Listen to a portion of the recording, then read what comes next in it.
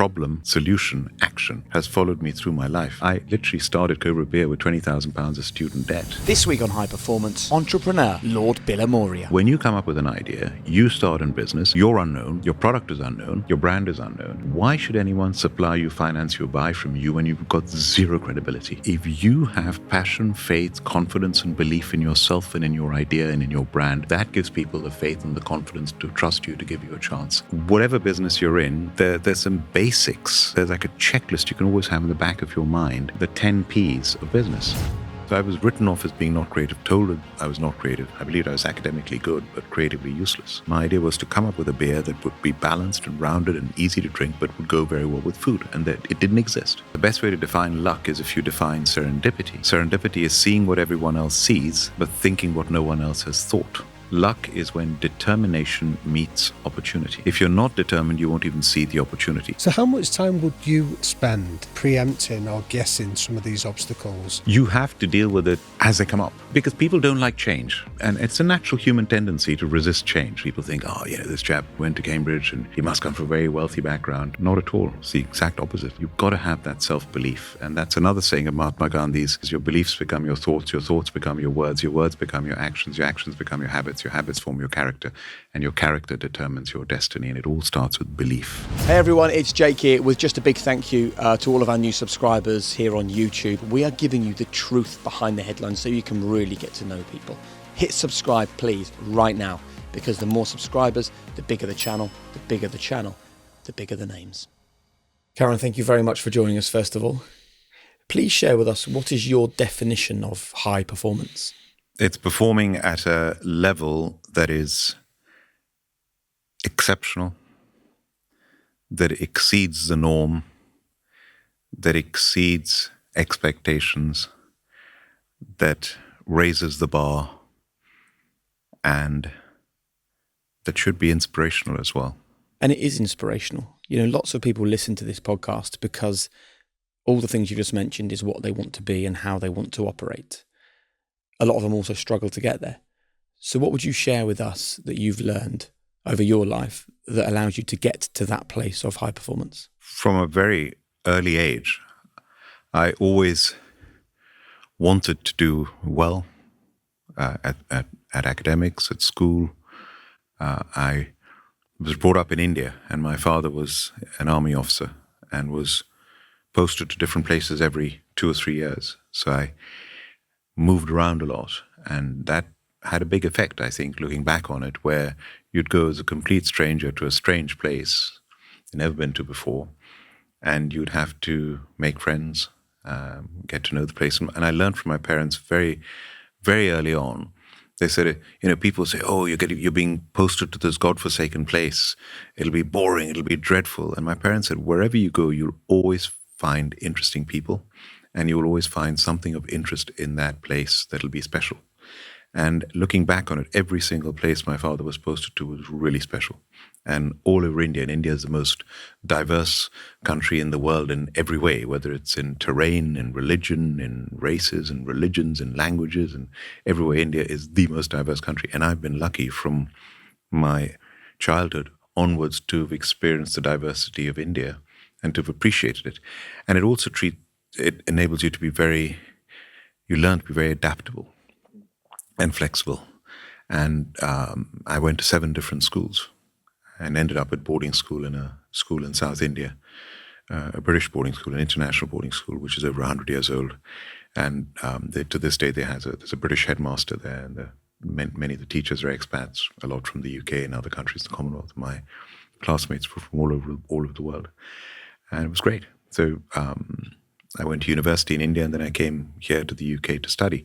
And again, that expectation that I would come to the UK to study, and therefore I had to do well, because from my earliest memories were both your grandfathers studied in the UK, my mother studied in the UK, one day you will study in the UK as well. But to do that, you've got to do well at your studies. And it was just ingrained in me to just do well. And fortunately, I did do well academically. But the one thing that later on I learned, I tried art, and I was hopeless at it.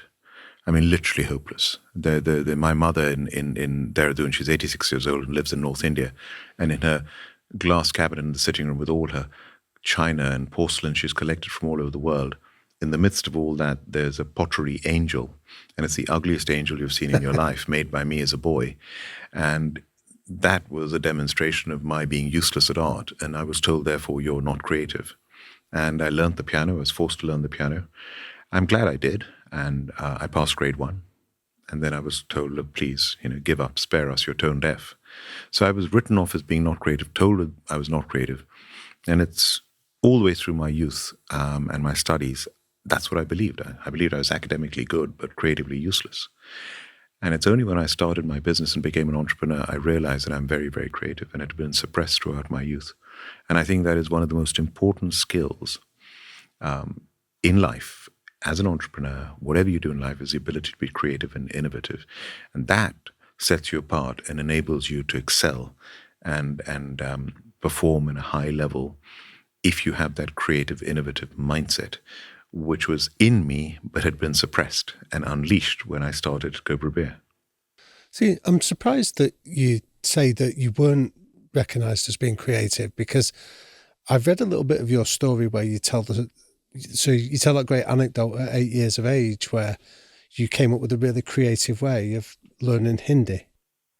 Yeah, I mean, that is also, there's got to be a rebellious streak in you where you don't accept the norm, where you don't accept a no, and you are always trying to find a way. And I think what you're talking about is when my father was posted to Trivandrum in Kerala, right at the tip of India, he's commanding his battalion of Gurkhas, and I went to the best school.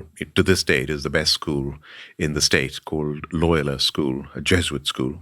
And the headmaster, the Jesuit priests would be in their robes and very strict. I was caned at the age of 8 for taking comic books to school. And then they suddenly had a diktat that everyone in the school, it was an English medium school, everyone in the school would have to learn Malayalam, the local language of the state of Kerala, as a second language. And then when I was told this, I said, I don't want to learn Malayalam. My father's going to be posted out of here in 2 years. It's going to be of no use to me for the rest of my life. Why should I waste my time learning Malayalam? And this is an 8-year-old. So I told my teacher this. She said, you do what you're told, you'll get caned again. I went and told my parents. They said, you do what you're told or you'll get caned again. I went back into the class, and I went into this Malayalam class.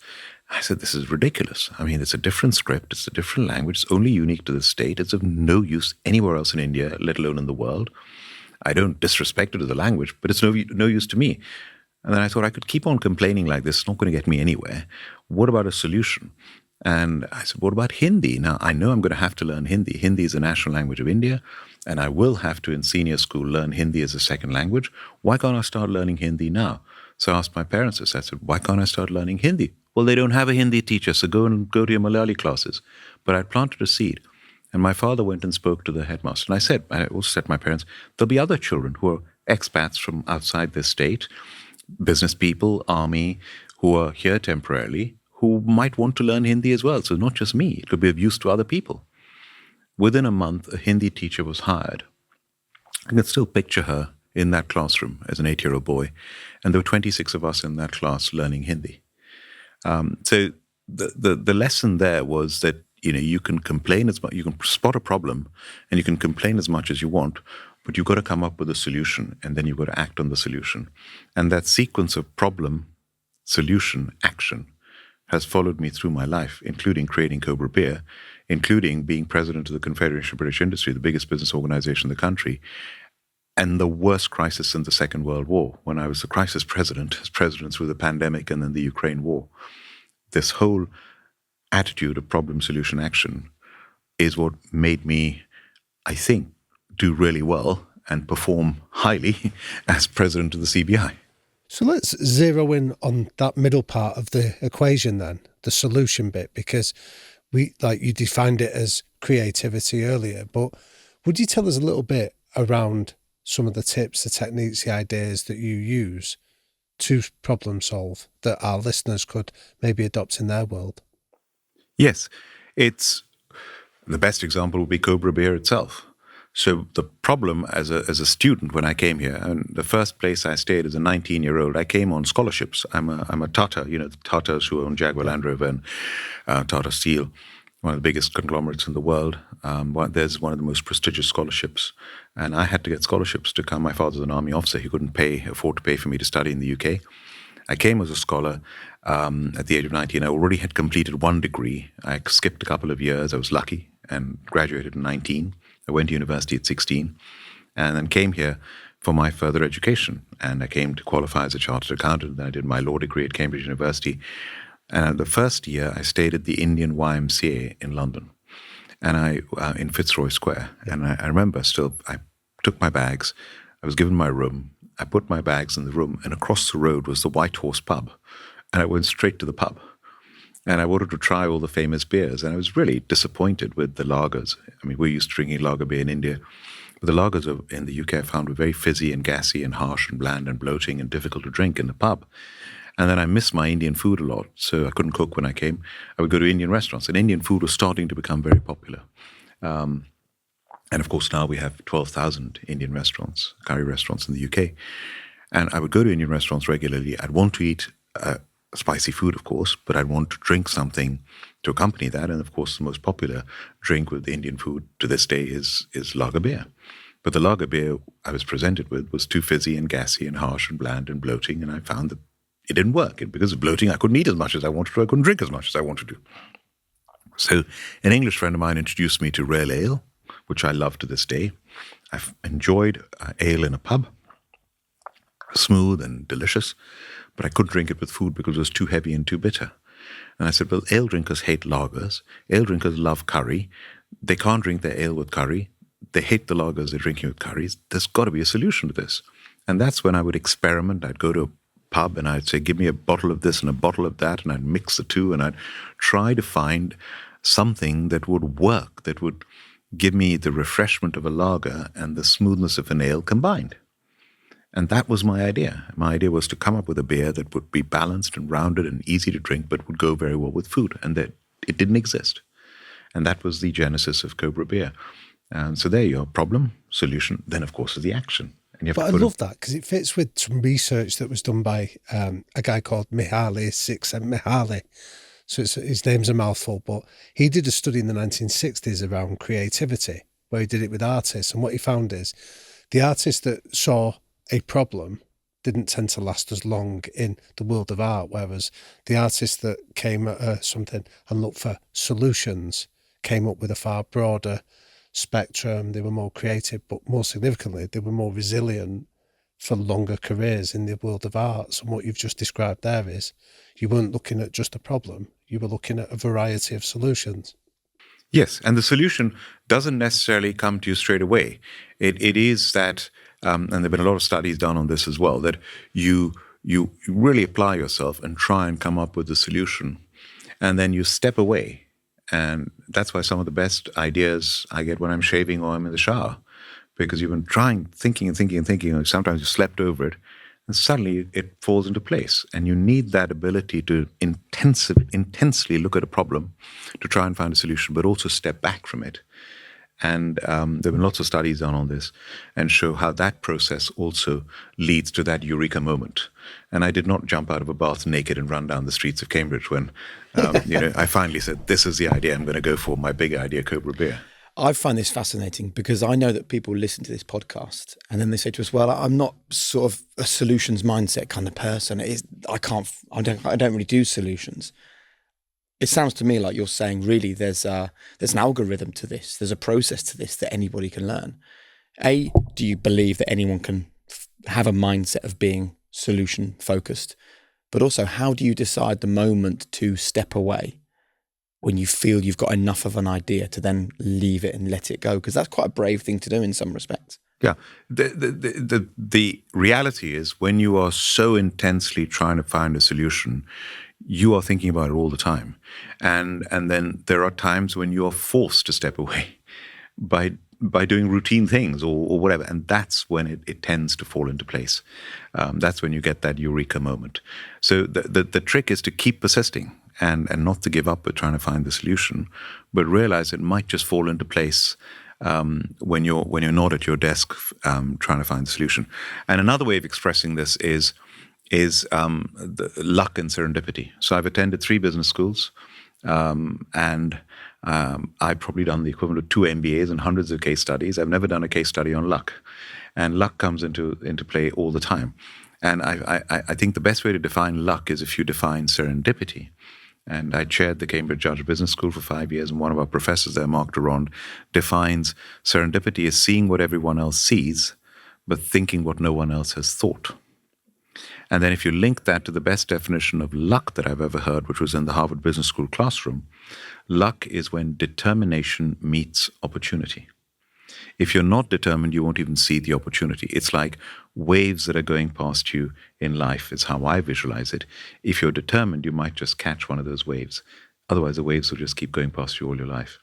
And I can give you example after example of when that determination meets opportunity works. And with Cobra Beer, when the first year, when we started in business with my business partner, we didn't have the money, we didn't have the experience. We thought it was too big a big idea.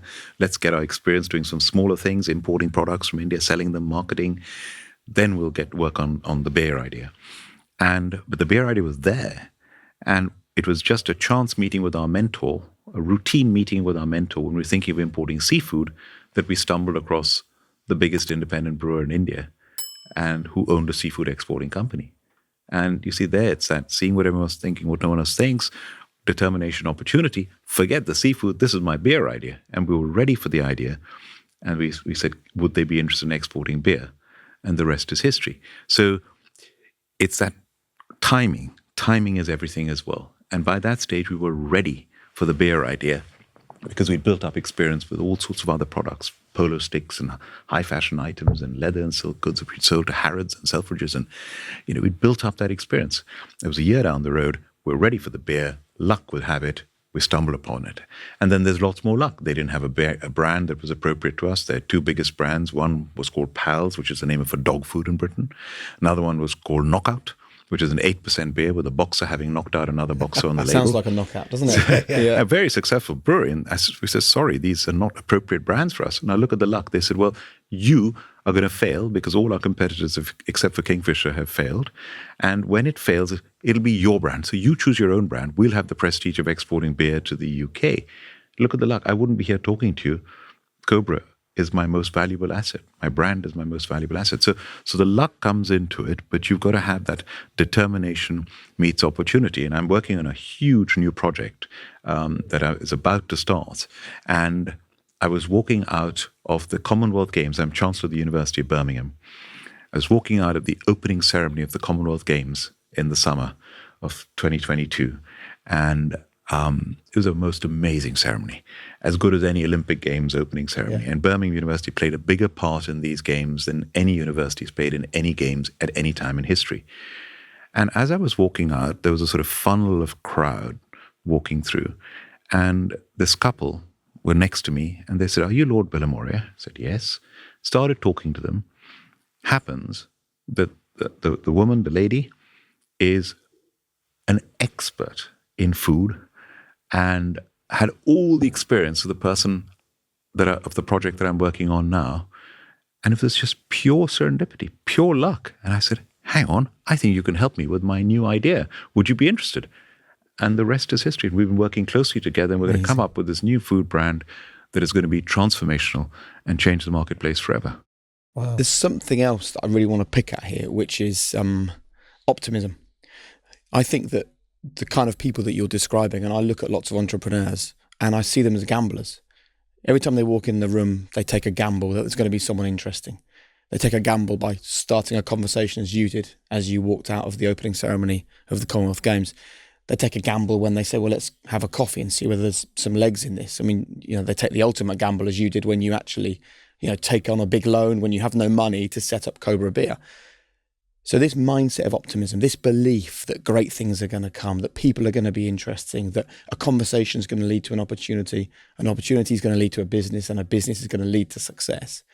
What is your opinion, and where do you stand when we talk about the importance of optimism in living a successful life? There's no running away from entrepreneurs tend to be more optimistic. However, I found the really successful entrepreneurs will always look at the downside as well. And not everything works out. In fact, there are a lot of contradictions. One of my favorite sayings is Churchill saying, never give up, never ever give up. And entrepreneurs do tend to persevere and never give up. On the other hand, entrepreneurs know when to give up. Now, that's completely contradictory. And I've shared the platform with Jimmy Wales, the founder of Wikipedia.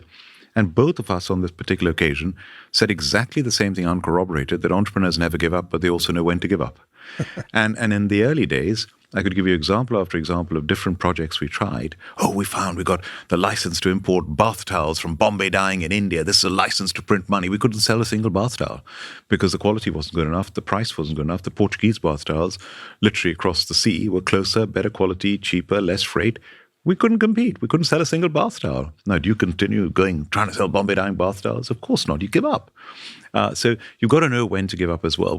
On the other hand, when you know you've got an idea that you really believe in, and of course, once you start it and you get the repeat orders with Cobra, 99% repeat orders from day one, wow. You know you're onto something.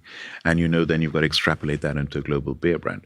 So it's getting to that stage where you believe in, I call it also crossing the credibility gap. So when you come up with an idea, you start in business, you're unknown, your product is unknown, your brand is unknown. Why should anyone supply you, finance you, or buy from you when you've got zero credibility? And they do that if you have passion, faith, confidence, and belief in yourself and in your idea and in your brand, because that gives people the faith and the confidence to trust you, to give you a chance. That passion and faith comes through. And that's why people will work for an unknown company, work for an unknown brand, if they really believe in that leader who's got that vision, who's got that passion, and people will follow you.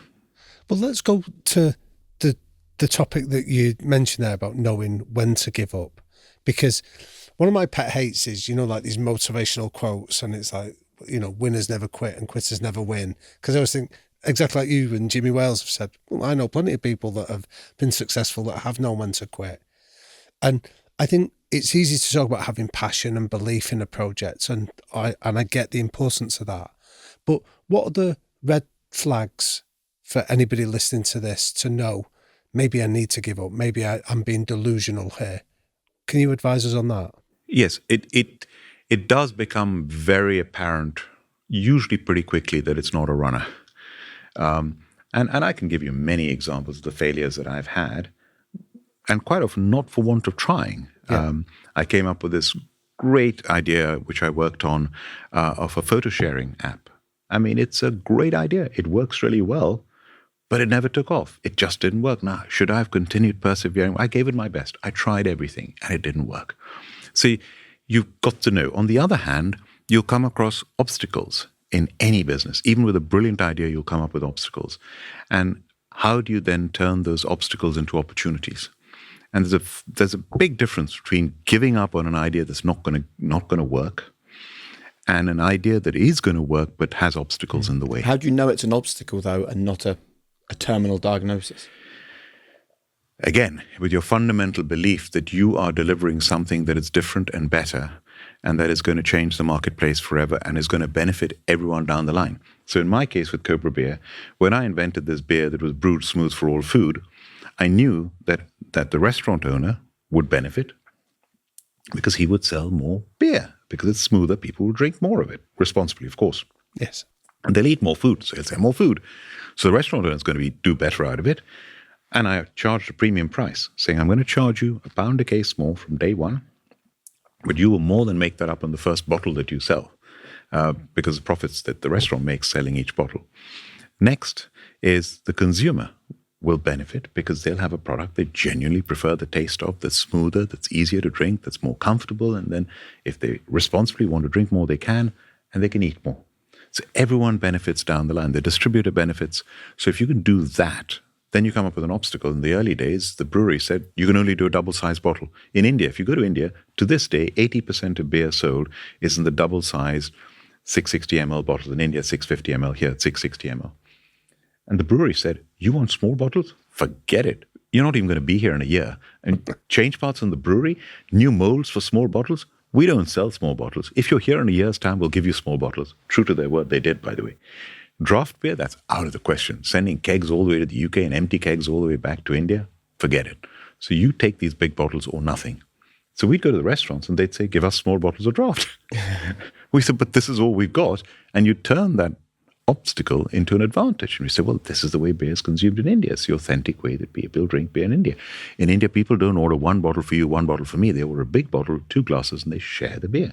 People share Indian food. So put it on the tables and people will share the big bottles in the way they share the food.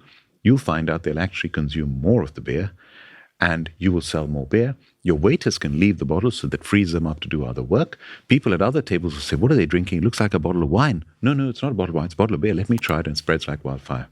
And I'm that sold. obstacle became I'm an opportunity. sold. We're the first movers. And now, if you look at the supermarket shelves, every major beer brand does big bottles. And we were the first ones. And it was a big obstacle. So how much time would you and your business partner, Arjun, spend coming almost preempting or guessing some of these obstacles and then being able to equip yourself to handle them with elegance in the moment? You have to deal with it as they come up. So you don't pre-plan for them to come up? No, because we thought they'd want this authentic Indian beer in the double-sided bottle. It's only when you go. And then, by the way, people can create obstacles. Oh, it doesn't fit in our fridges. We'll put them sideways. Because people don't like change. Yeah. And it's a natural human tendency to resist change. It's we once were going to give our bottles, the beer, for the refurbishment and relaunch of a very famous Indian restaurant in Kensington. And this was a big occasion. Celebrities were going to be there. And we sent 10 cases of beer for the launch in the afternoon. Frantic phone call from the owner. What have you done selling me these big bottles? Take them back. I'm not going to. And they were desperately getting ready for the launch. And it took a lot of persuasion to say, look, please believe us. It'll be not a problem. Serve the big bottles. People will love it. 1 hour into the reception, they ran out of the beer. Please, I need more. And they became one of our best customers after that. So it's always a question of turning that no into a yes, an obstacle into an opportunity. And that comes from having rock solid belief in your idea and your product and your brand. Yeah. What about when actually you get genuine curveballs? I saw a quote from you saying that your dad said that true leadership is when you're tested in the tough times. And I know that you said there's 3 big moments in your career where you've really found business a real challenge. And Cobra went through difficult times, went into administration. How do you deal with those moments? When you come up with literally existential crises, where you survive them, you survive. If you don't, you're out of business. And I've been through that 3 times. I suppose if you count the pandemic now, is another test of the resilience of a brand. And the 3rd time, of course, was the worst in the financial crisis, where we literally came this close to losing. It was almost lost the business. And when you say went into administration, we actually saved the company. I could have lost the company. Really? And how did that feel? Because this is a company you'd spent so many years not just creating but nurturing and growing. Like, were you struggling to sleep? It was awful in that I remember very clearly the day and the date when it happened on the 22nd of May in 2009, when basically the joint venture that I was trying to create to save the company, they said, well, it's not going to happen anymore because one of our creditors had pulled the rug. And you are devastated. And of course, this is where resilience comes into it. This is where the guts comes into it. And I would say that the best word to describe an entrepreneur is guts. You have the guts to do it in the first place when others wouldn't. A lot of people have ideas. When I give lectures to students, school children, university students, how many of you want to start your own business one day? Many, many hands go up. How many of them will actually have the guts to do it and to give up the other opportunities? Second thing, entrepreneurs have the guts to stick with it when others would give up. And it's that resilience that comes into a situation like this when the whole deal you've been working on for months has fallen apart and your business is going to be just taken away from you. And all your work of all these years is just going to disappear. And then again, you sleep on it and you find a way out. And you say, I'm not going to give up. And then they said, well, there is one way out of it, but it will involve that you will have to bid for the business. If you can persuade the joint venture partners to stick with you, and then you may not win the bid, but you can have a go. And it took a week. And on the 29th of May, we won the bid through a very transparent, rigorous process run by Rothschilds and PwC. And we won the bid and we saved the business. But a week before, I had technically lost it all. And so it is that ability to gather yourself and then to go for it and say, I'm going to find a way out of this. I'm going to rescue the business. And now, 13 years later, Cobra is stronger than ever.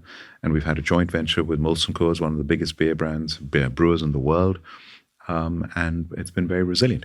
And the previous two experiences have also been pretty awful. I mean, the one before that, we had just agreed a strategic deal in 2008 with the biggest drinks company in the world at that time. And they were taking a 30% stake in Cobra for £30 million, valuing us at £100 million, with one seat on our board. And in 5 years' time, we would have to sell the company to them based on the performance of the business. At that time, we thought, what a great deal. And all the due diligence was done, and we were about to sign the agreements, and they pulled out. And they got cold feet. I found out later it was a finance director that got cold feet. Why? The business environment was uncertain. 2 weeks later, the Lehman's went bust, and the world collapsed. So that was devastating at the time when they said no after all the work that we put in. The time before that was a completely unforeseen circumstance where we had a boycott on Cobra Beer for a year. It took us a year to get out of the boycotts. Each of the three circumstances was very different when I nearly lost my business. The three things that got me through, one was having a strong brand, very resilient brand. Secondly, was having the support of my team and family. My wife stood by me throughout.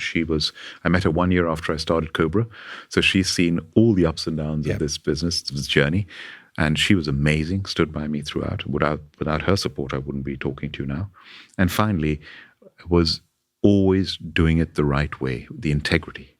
And it's easy to say that, but if I could describe the bad behavior of the people around the table when things fall apart, of some of the lawyers and bankers and hedge fund managers, and I mean, appalling behavior. And you just say, always play with a straight bat.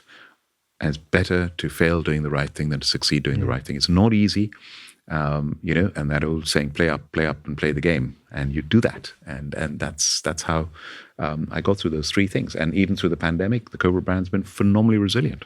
I'm interested if you take us into the crucible of those moments where the deal's off the table, you're faced with that existential crisis. Because as you're talking, I can almost imagine hearing your father that must have faced similar existential crisis when he's commanding battalions in the army. Yeah. I'm interested in the 2 or 3 tips or techniques you could share with our listeners about how do you process the shock of that moment to then be able to maintain your dignity, get back on your feet and come up with a plan that allows you to survive. Could you share some of them for us? Yes, it is all. My father would, of course, express it by saying, in a crisis situation, be cool, calm, and collected. Now, it's very easy to say that. It's very difficult to actually do that. Again, I can give you example after example. It's again, do you have that inherent attitude within yourself that you'll always do the right thing, that you'll always behave with integrity, that you will find a way to get through the situation. Again, the other day, I can give you so many examples where you have to just react in the right way. I was being driven up to give a talk in East Anglia, and my driver, I could suddenly see, was not well. I asked him to pull up on the next service station, and he nearly crashed the car. And as we got to the service station, he fell out of the car and literally fell out and fell over. And the ambulance was going to take 2 hours to come. And I just took the decision then and there. Luckily, people helped out. I said, I'm going to drive him to the closest hospital. And I got him at the back of the car. Closest hospital was about 20 minutes away. And I drove him to the hospital, got us some ambulance, even got him into hospital. And they said, thank God you took that action straight away. You may have saved his life. Now, it's how you react in a situation like that. Do you panic? Do you helpless? Do you get on with it and you find a solution and you act? And it's the same sort of thing where it's horrible, it's not nice, it's awful, And this person he's been working with me for over a decade.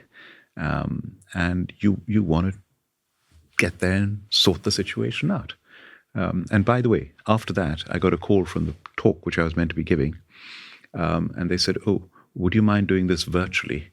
And they set up a big screen. There were 100 people, the who's who of the business community from there at East Anglia, the University of East Anglia. Yeah. And I sat in the car park of the hospital and did a 1-hour Zoom call straight after this incident and did the talk, and I didn't let them down.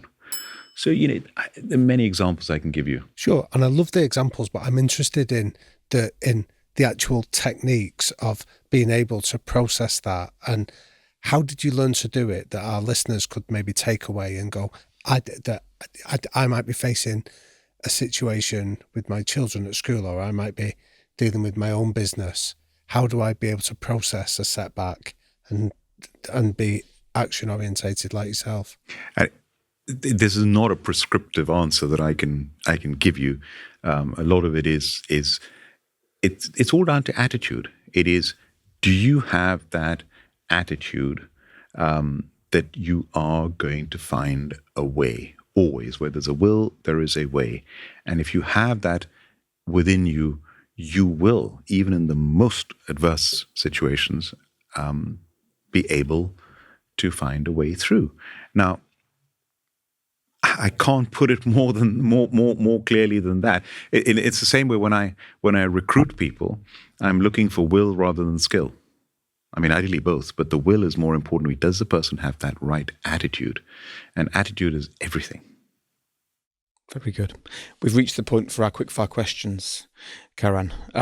The first one is, what are the 3 non-negotiable behaviours that you and the people around you must subscribe to?